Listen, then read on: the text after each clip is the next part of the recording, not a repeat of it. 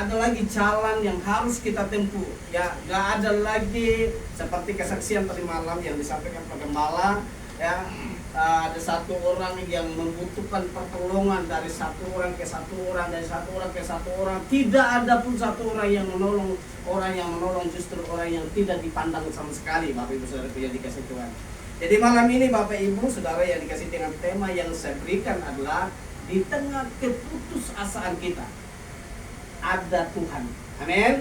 Di tengah kebimbangan kita, di tengah tidak ada jalan keluar lagi, ya, di tengah tidak ada lagi mungkin itu harapan-harapan kita tidak lagi tercapai, ada tangan Tuhan yang terus menolong kita semua. Bapak Ibu Saudaraku yang dikasih Tuhan, kita lihat sama-sama di dalam Yohanes. Ya, mungkin ini kita sudah dengar ya, Bapak Ibu, saya ulangi lagi. Ya, ini firman selalu diperbarui dan semakin baru dalam hidup kita. Ya, kita lihat sama-sama ini peristiwa waktu orang yang sakit, Bapak Ibu. Ya, saya beberapa bulan ini saya baik di ibadah IP maupun di ibadah umum seperti ini, saya senang memberitakan tentang orang-orang sakit gitu ya, supaya kita juga semakin terinspirasi atau semakin memiliki iman seperti apa mereka yang punya iman ini bisa mensembuhkan ya.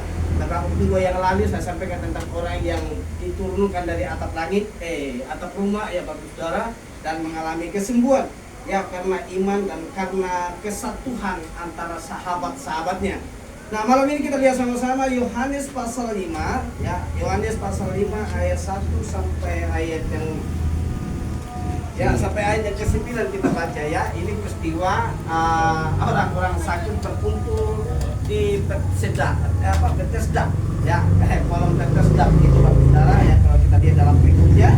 Ya, kita lihat sama-sama Yohanes pasal 5. Ya, Yohanes pasal 5 ayat yang pertama sampai ayat yang ke-9. Kita baca sama-sama dulu Bapak Saudaraku. Ya. Yohanes pasal 5 ayat yang pertama sampai yang ke-9 kita baca sama-sama. Ya, bareng dengan saya ya.